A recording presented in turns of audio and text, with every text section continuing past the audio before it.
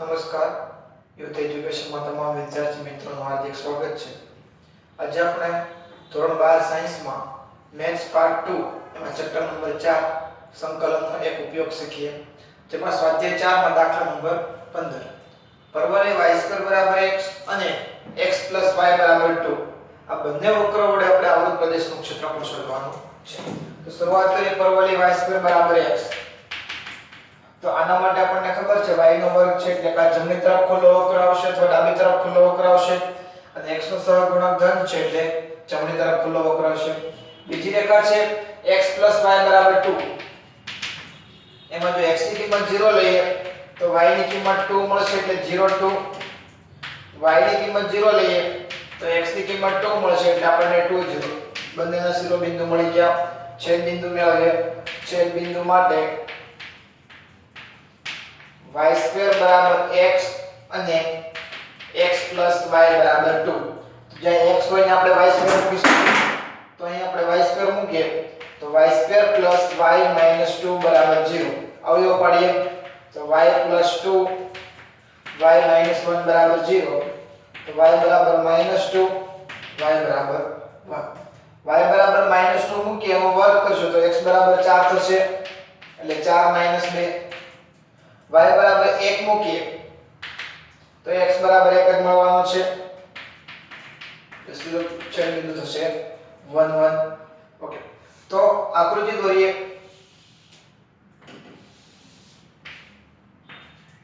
y અક્ષ x અક્ષ ઉગમ બિંદુ, જમણી તરફ ખુલ્લો વક્ર ઉગમ બિંદુમાંથી પસાર થતો, કારણ કે y માં x નો સહગુણક ધન છે, y² = x।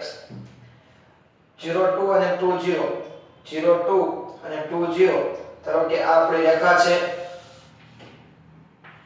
આ છેદ બિંદુ છે 0 2 અને આ છે 2 0। જ્યાં છેદે છે એ છેદ બિંદુના એમ x 4 y - 2 એટલે 4 - 2 તથા 1 1, તો આ બિંદુ થશે 1 1। બંને વડે ઘેરાયેલો પ્રદેશ એટલે આપણે આ પ્રદેશ શોધવાનો છે। તો શું કરીએ આપણે સૌપ્રથમ અહીં આપણે જોઈએ તો 1 1 છે, અહીં લંબ દોરીએ તો આ બિંદુ 0 1 થશે, અહીંથી લંબ દોરીએ તો આ બિંદુ 0 - 2 થશે। y અક્ષ પર લંબ દોરીએ માં રેખા વડે એટલો પ્રદેશ મળશે, એ પ્રદેશમાંથી પરવલય વડે જે પ્રદેશ મળશે એ બાદ કરી દેશો એટલે આપણને માંગેલું ક્ષેત્રફળ મળી જશે। બંનેમાં આપણે y અક્ષ પર લંબ દોરીએ છીએ એટલે x ને કરતા બનાવવા પડશે, તો અહીંયા તો ઓલરેડી x ને કરતા બનાવેલા છે, અને અહીં આપણે x ને કરતા બનાવીએ તો x = 2 - y થશે। અહીં આપણે લખીએ કે ક્ષેત્રફળ a I લિમિટ આપણી -2 થી 1, રેખામાંથી પરવલય આપણે બાદ કરશું તો રેખામાં કરતા બનાવેલા છે એટલે 2 - y, પરવલયમાં x કરતા બનાવો એટલે y² dy, તો -2 થી 1 2 - y - y²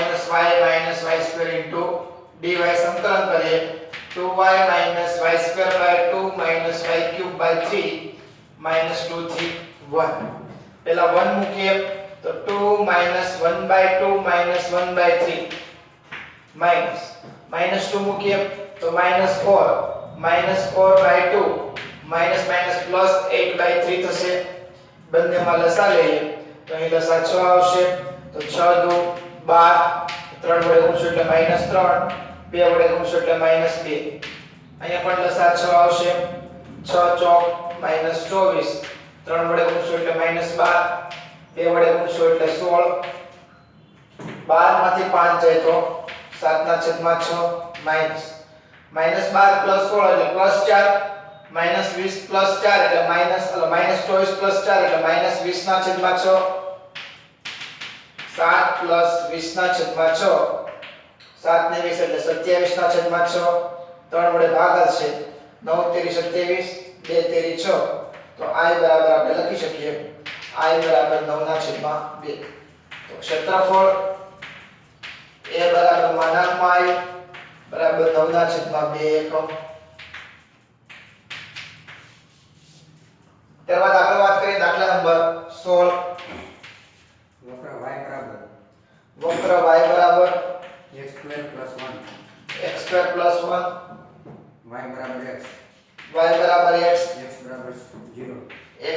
0 અને y બરાબર 2 વડે y બરાબર 2 વડે આવૃત પ્રદેશનું ક્ષેત્રફળ શોધો.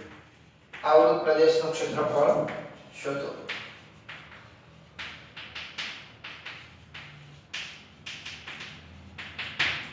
તો y બરાબર x એટલે પહેલા અને ત્રીજા ચરણમાંથી પસાર થતી રેખા આપણને ખબર છે. y બરાબર 0 એટલે x બરાબર 0 તો એ પણ આપણને ખબર છે yx થશે. y બરાબર 2 એ રેખા પણ આપણને ખબર છે. આપણે ફક્ત y બરાબર x2 1 ના શિરોબિંદુ મેળવશું. y બરાબર x2 1 x ની કિંમત 0 લઈએ તો y ની કિંમત 1 એટલે છેદ શિરોબિંદુ જો 0 y ની કિંમત 0 લઈએ તો x2 ની કિંમત -1 જે શક્ય નથી અને x નો વર્ગ છે એટલે ઉપર તરફ ખુલ્લો વક્ર આવશે. સાથે સાથે છેદ બિંદુ પણ મેળવીએ તો છેદ બિંદુમાં આપણે જોઈએ y બરાબર x2 1 અને y બરાબર x માટે x2 1 બરાબર x થશે. x2 x 1 બરાબર 0. તો એકના એવા ભાગ પડીએ કે સરવાળો કરીને 1 આવે જે શક્ય નથી એટલે આના અવયવ પડે નહીં. એટલે બંને વક્રો છેદતા નથી જે આપણે જાણી શકીએ. આકૃતિ દોરીએ.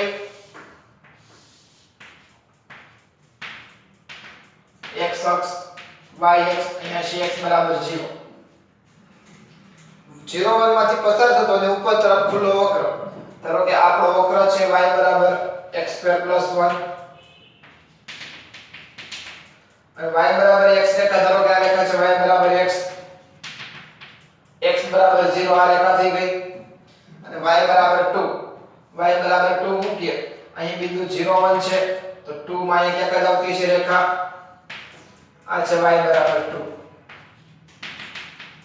ઓકે ચારે ચાર વડે જે બંધ પ્રદેશ મળે છે x બરાબર 0 એટલે આ રેખા y બરાબર x એટલે આ રેખા y બરાબર 2 અને પરવળી આપણને આ પ્રદેશ મળે છે.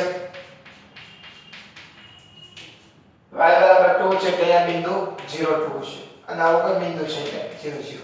તો આપણે શું કરીએ 0 થી y અક્ષ ઉપર લંબ દોરીએ. કોના ઉપર લંબ દોરીએ y અક્ષ ઉપર. y અક્ષ ઉપર લંબ દોરશું એમાંથી પરવલય બાદ કરશું. જ્યારે રેખાની વાત કરશું ત્યારે લિમિટ 0 થી 2 રાખશું. પરવલયની વાત કરશું ત્યારે લિમિટ 1 થી 2 રાખશું. તો આપણે એ લખીએ કે ક્ષેત્રફળ a બરાબર -i1 - i2 જ્યાં i1 બરાબર 0 થી 2 રેખા વડે મળતો પ્રદેશ. તો રેખા y બરાબર x છે એમાં x ને કરતા બનાવીએ એટલે y dy i2 બરાબર 1 થી 2 પરવલય વડે મળતો પ્રદેશ. પરવલયમાં જો x ને કરતા બનાવીએ y બરાબર x2 1 છે x ને કરતા બનાવીએ તો y - 1 નું વર્ગમૂળ થશે. વર્ગમૂળમાં y - 1 dy. સાદુરૂપ આપીએ તો i1 બરાબર 0 થી 2 y dy એટલે y2/2 0 થી 2 એટલે 4/2 - 0 એટલે 2. i1 ની કિંમત કેટલી મળી 2. એ જ રીતે i2 ની કિંમત મૂકીએ તો 1 થી 2 થશે. વર્ગમૂળમાં y - 1 સંકલન કરીએ તો y - 1 ની 3/2 છેદમાં 3/2 1 થી 2 તો 2/3 થશે. બહાર કાઢી લઈએ. પહેલા 2 મૂકશું તો 2 - 1 એટલે 1 1 ની ગમે એટલી ઘાત હોય 1 જ રહેશે. પછી 1 મૂકશું તો 1 - 1 એટલે 0 એટલે આપણને કિંમત મળશે 2/3. ક્ષેત્રફળની વાત કરીએ